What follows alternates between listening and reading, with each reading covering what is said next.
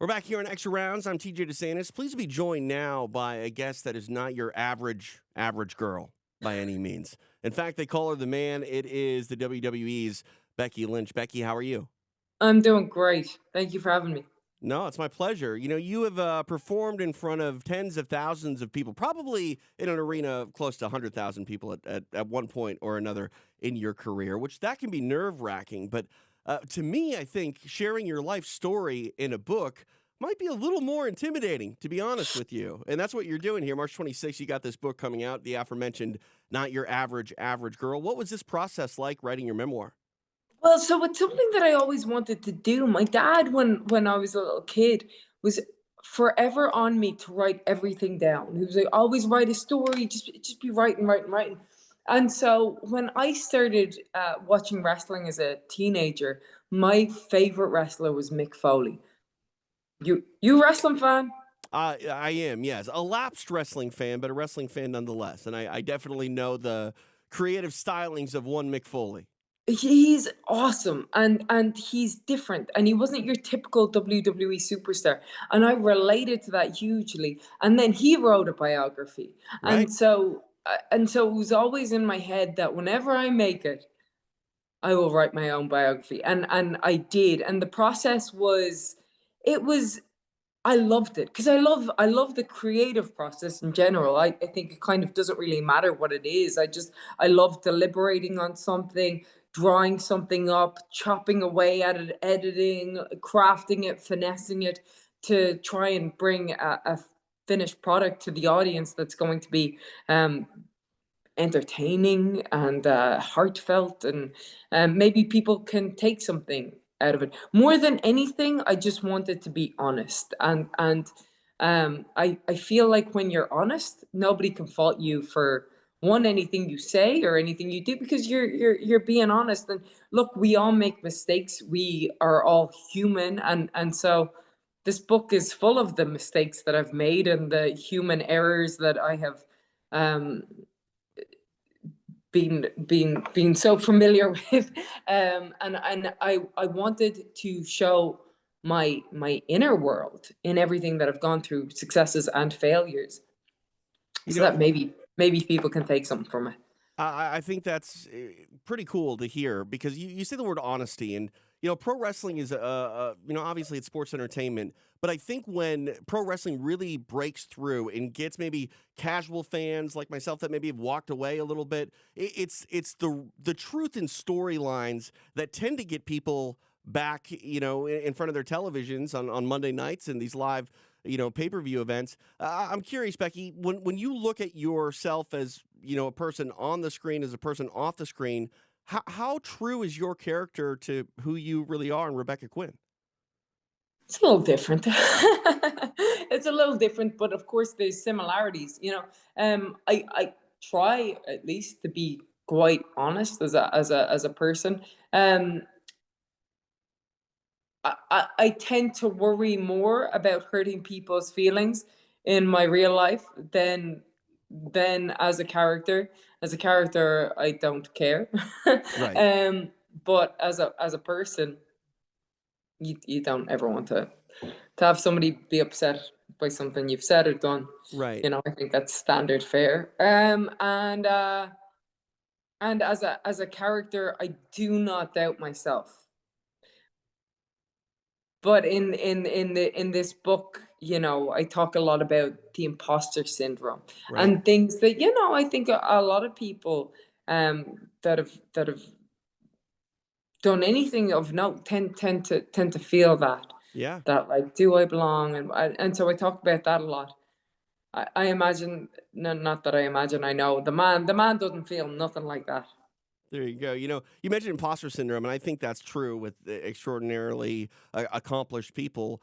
If people don't know what imposter syndrome is, it's basically, highly talented people that, do extraordinary things tend to sort of think, well, is this a product of circumstance or is it a product of my actual ability? And I could definitely see where that could come into play in your, professional world.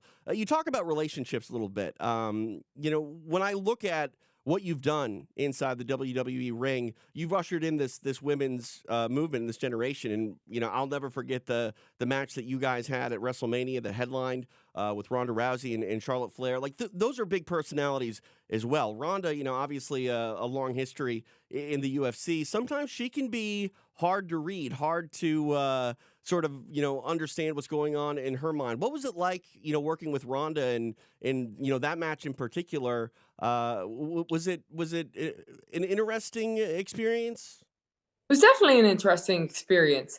I think when Rhonda came in, one, she was very happy to be there. I think she liked the camaraderie of a locker room, whereas I think before she would be used to more hostility.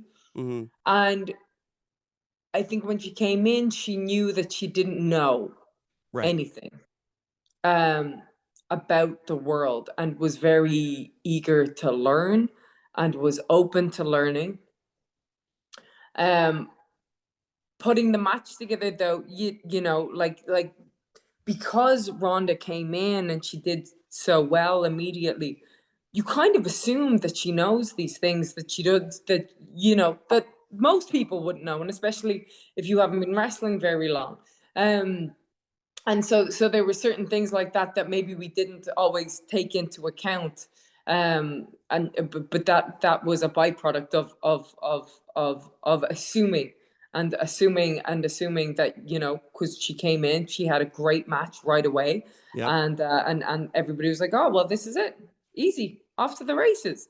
But there was certain things that we needed to realize that, of course, because this is a completely different thing, and it's a completely foreign thing, and it's not in any way easy. It takes many many years to become great at this and good at this. But she came in, and she was willing to work, and she was willing um to do business, and I think that's always important. Yeah, you worked with Ronda in that Mania match. Another WrestleMania match that I paid attention to closely was another former UFC athlete in Shayna Baszler. Working with Shayna and Ronda, was it like working with the same person, or was it two distinct, different personalities? No, so Shayna's much different than Ronda, but in that, like, the Shayna studied pro wrestling a Yeah, lot closer, yeah, and she continues to. Shayna was the one who got Ronda interested yep, in pro wrestling, so Shayna would naturally have more of an understanding of pro wrestling than Ronda would. Ronda came into it, I think, liked it, enjoyed it, but she'd never gone through the independent circuit the way that Shayna did. Like, Shayna really sought this out, and I don't know how much Ronda did, but I don't think that she was seeking it out. Maybe she did, but she certainly didn't go through the independence and yeah. learning to become a pro wrestler in that regard. No, you're 100% correct. Going back to Shayna's history, I mean, she worked with Billy Robinson, and she's been a long sort of student of the game simultaneously with, mixed martial arts. But it's interesting. I think, people don't realize how much styles, make a difference in WWE, just like it does in MMA. Styles make fights in MMA, but you have to make sure your styles mesh well when doing a pro wrestling match. Well, the thing is, you got to understand what people are good at, and you got to understand what people aren't good at. Yeah. And I think as I have moved on and got better and more experience, that's really what I've taken away from all of it, is understanding, okay, where's people's strengths and where's their weaknesses, and let's not touch their weaknesses. Let's Right. just highlight the strengths here. Absolutely. Improvisation as well, I think, is something that people don't really think about in WWE that, they do in MMA. You have to obviously have a plan and, know what you're going to do, but things can change in a heartbeat. Is there ever a moment in time where you, had to make a call that you remember, where things maybe weren't going the way that you had planned it out and had to, improvise in the moment? Yeah, I mean that happens often, especially because we're going live on TV and we Right. have break spots and we have so you may have planned for one thing, but when you get out there, you don't have time to do what you've planned. And that happens on a weekly basis. You know, like the things that you've planned, or the audience is so lost in it. And but once they're going wild, you kind of don't have to do anything. In fact, you should let them let them enjoy it and embrace it before you move on to the next thing.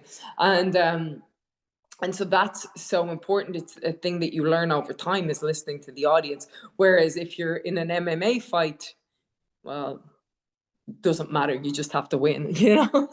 I mean, it matters more than I think you think. Opportunities a lot in MMA are based on style points. It's one thing to win; winning solves everything. But man, you still have to play to the crowd very much. And Touche, touche. I yeah, don't know nothing about it. Never I been in mean, a well, I know you got in to. an octagon.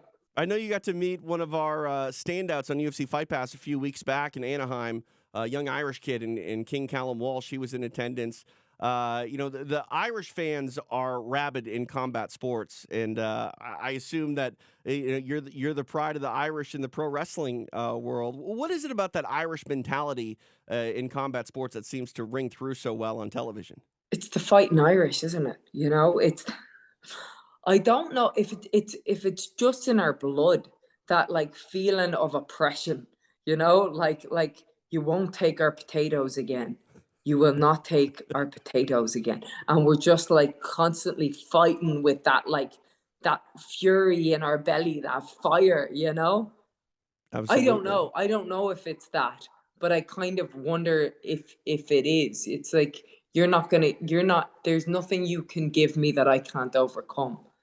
You I know, mean, we've been oppressed before. We're not going back, and you can make that of anybody. You know. sure, but I think with the Irish more than anything, there's that old saying like shoot first, ask questions later. I think with the Irish, it's fight first, ask questions later. You'll work it out after the fight's done. Exactly. Exactly. Not your average girl. The memoir of Becky Lynch in stores now as people hear this and see this. Becky, I appreciate your time. Always a pleasure watching you work, and appreciate you coming on extra rounds. Thank you for having me.